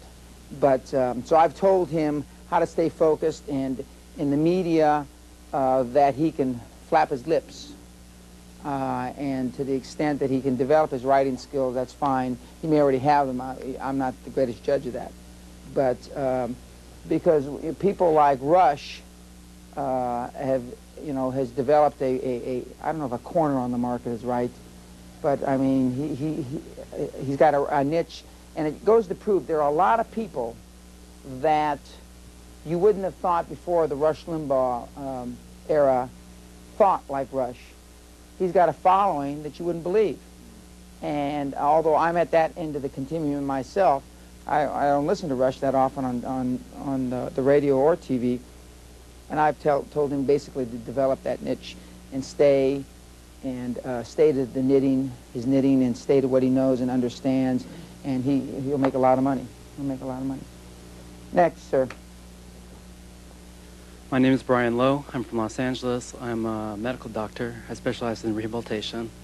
Most doctors, they make comfortable livings, but the ones that do really well, they invest their money, and I thought, a business is, your best investment. So I'm here so that you can rub off on me so I develop your mindset. About 3 months ago, I started a vending machine business, some small machines and some small businesses. It takes a fair amount of time. It doesn't produce very much money. You'd probably vomit if you saw it. So before I walk away from it, because I was considering even just walking away from it and dumping it. And That's your initial gut instinct? Yeah. You're probably right. I'd be walking away from $30,000. A doctor, that's just a couple of slices. Yeah. Don't worry. But I was thinking, before I walk away from it, I was thinking, if I can make this business work, be successful, the things I would learn in this business, I could probably apply to any business. So I was thinking maybe I could use whatever I learned from you and make this successful before I, walk away from it. Okay. 3 things off the top of my head. 1, if you think you ought to walk away, you probably should. 2, if you're not going to walk away, I find some young budding entrepreneur, give it to him, keep 40% or something, let him run with it. You'll learn through his mistakes. You don't have to do them yourself. Okay, the third least attractive is for you to have to do it yourself, and I don't find that as a viable alternative. It's one of the two: either walk away or turn it over to somebody else. There's some businesses in this room that are being run, that I control, run by young men, and I'll learn through their mistakes. I don't need any more mistakes. I don't need any more experience vis-a-vis that. But although we'll go back and we'll develop a different, perhaps a slightly different point of view as the days or the hours go by. But your instincts were probably correct, your initial instincts. Okay, thanks. Okay.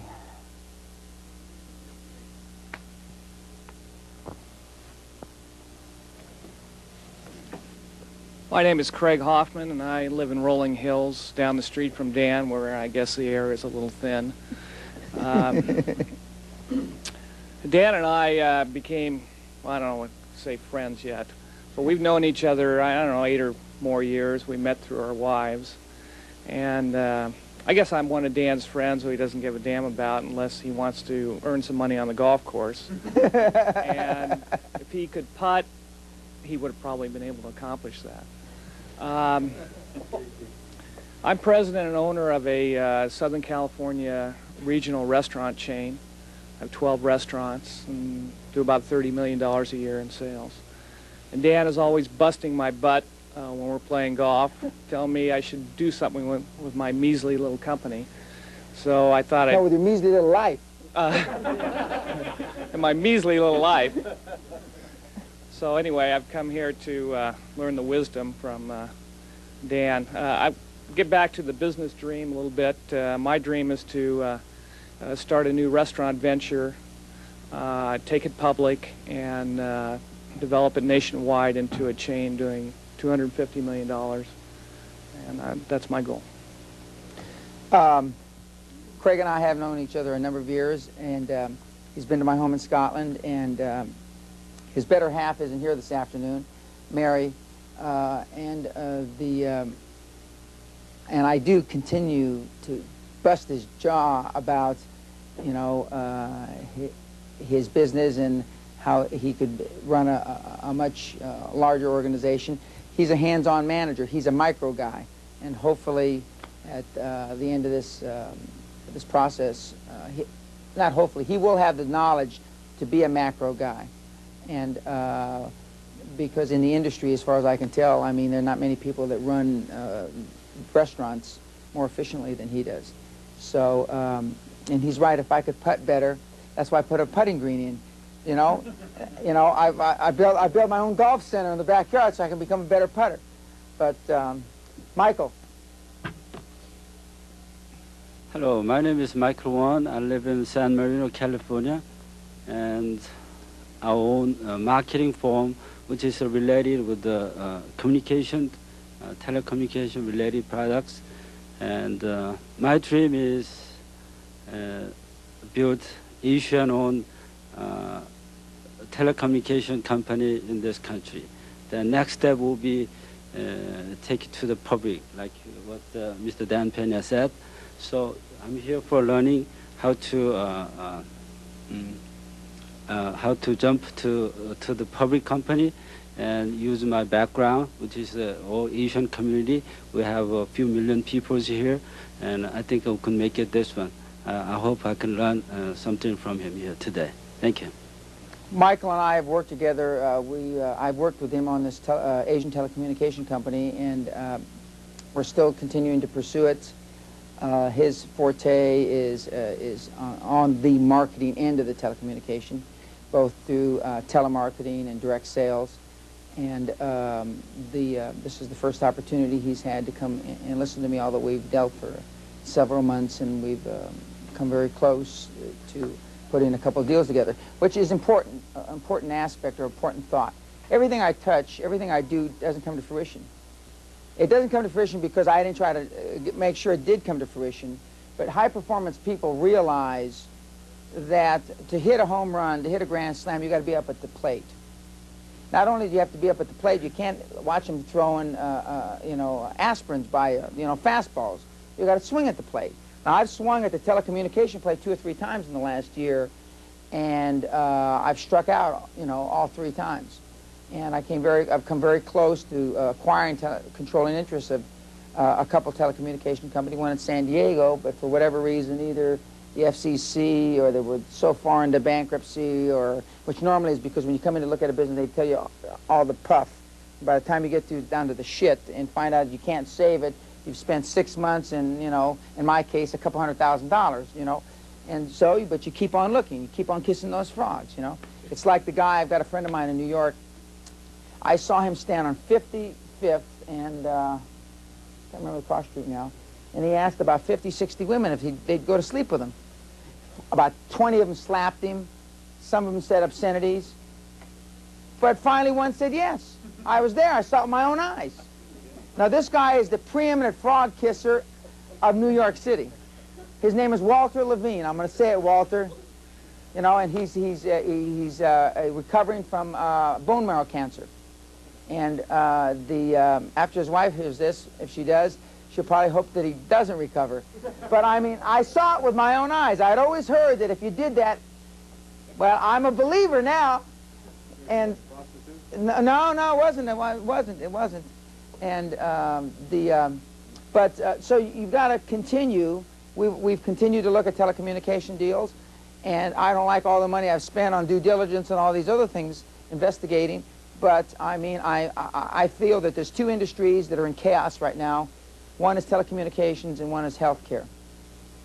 And Rick Scott, my former lawyer, has got healthcare not tied up, but I mean, he's got a $15, $16 billion head start, so I'm not an idiot.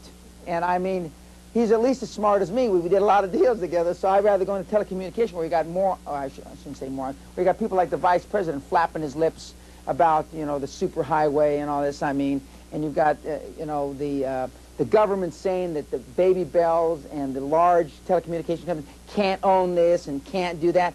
Boy, that's great when you got that kind of interference from the government. I mean, because a lot of money is going to be made.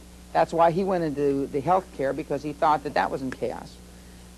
The biggest fortunes are made in industries that are in chaos, that things are going wrong. Those are where the biggest opportunities are. So Michael and I have worked on 2 or 3 things, and we will continue to. Where's the mic? Sir. My name's Jim Kennedy, and I'm from Brea, California, which is about an hour south of here. And prior to doing what I'm doing now, I was in the automotive repair business for 17 years. And now I sell automotive repair manuals to the garages and the gas stations and the dealerships. And I'm an independent distributor for a company in Detroit. And this business provides me with a good middle class income. But I'm at a dead end. I'm limited because I've got what they call a protected territory. I can't go outside my territory. And so, I finally realized this about 3 years ago, and so I started looking around for something else, always looking for something else to do. And I saw you in San Diego 3 weeks ago, and got a glimpse of thinking bigger, and came home with the idea, the dream that you named the figure. In 10 years, I want to have assets worth $420 million. And in my looking around, I found something. I think that I could acquire that with this thing that I found, and it's a device aimed at a specific niche group, and I'm a member of that group. And there's several million of us throughout the country, and it's a safety device for the group that I'm in. I'm an amputee.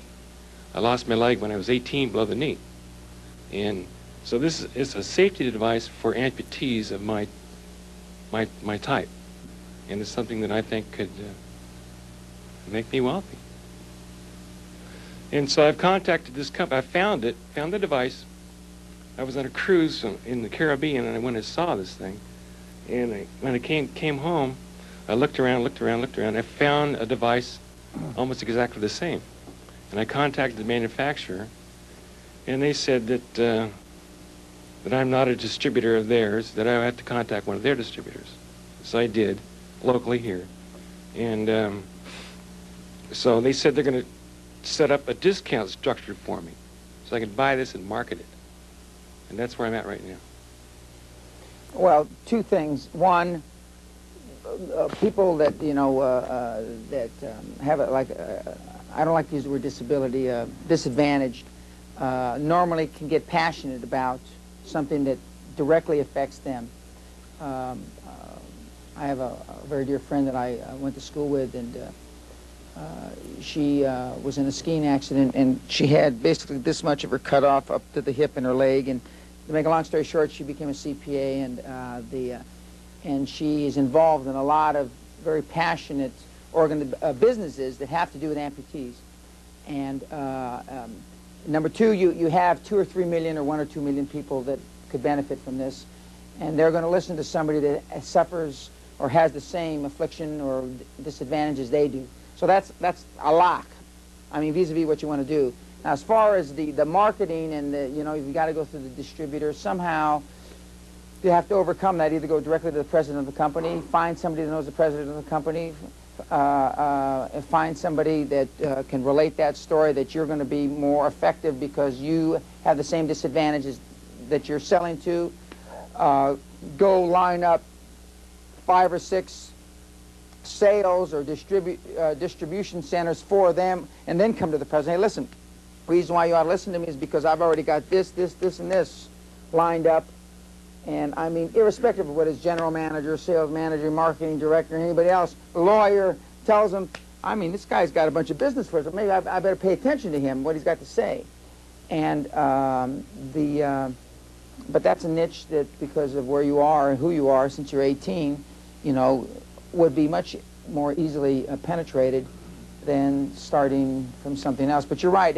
If you're at a dead end, the things that I talk about should open up your vistas. I mean, so you're looking at much larger vistas. And when you said that number, normally, if we hadn't been this far into it, people would say this guy's got to be wacky, $420 million. But see, people say that to me. I have people that I want to have $2 billion or $1 billion, and Rick Scott told me that in 1987.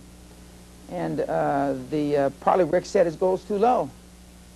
As it turns out, I mean, when he was flapping his mouth when we were drinking, martinis that night at the Ritz-Carlton in Houston, I mean, he probably didn't thought a lot, the numbers as big as Texas. But now, look at, he is the health market industry in the United States. What does he buy clinics or what? Oh, well, all the HMOs, is that the right terminology? He owns basically the HMO industry in the United States. I mean, he has Columbia Healthcare and the 8 or 9 or 10 largest healthcare companies, except for Ross Luce. What's the other one? Kaiser.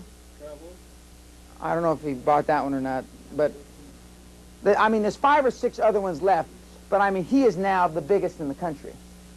and the Rotary Clinton, that's her name, right? Whatever her name is. Whatever her name. Well, yeah, the Miss President, it's going to have to go to him to talk about what the health industry wants. And but he went where there was cash, and if I remember correctly, he said, I'm going to get a $20 billion company. I'm going to have $20 billion, because he's heard my speech. What if I had said $20 billion instead of $2 billion? He heard that a long time ago. And so, but now he's almost at $20 billion, and he's only 41 years old. Now there's an article, it's in your packet, I believe, where they say it's over. He's overstretched. He can't do it. And last year he made a $6 billion acquisition, and normally they would tell you, conventional wisdom says, it takes you 4 or 5 years to assimilate this and this and that. 45 days later, he made a $4 billion acquisition. And then he stewed for a while. And then he just made a $3 billion a few weeks ago. You know, and because he knows conventional wisdom is just not worth the powder to blow you to hell. But now they're coming out with articles, it's over. He's finally swallowed up too much. It's over. Wouldn't be surprised, you know, Rick is either going to sell it or he's going to make another $4 or $5 billion acquisition. I mean, and he started it with an investment of $150,000. His life in savings at the time. Smart, smart guy. I still remember we were making a big acquisition. We were at the Ritz. And one of my techniques for negotiating, you got your people, I got my people. Is everybody here that can make a decision? Fine. We lock the doors. Click, click, click, click, click. I put a trash can out in the middle. This is where we're going to, right here in this can. Men, women, and child. Nobody's leaving the room until this baby either lives or dies. Nobody. You'd be surprised how the liquid consumption sucks up. All of a sudden, nobody's bringing coffee. Except me, I don't mind pissing in front of people. It doesn't bother me. I'm drinking like this.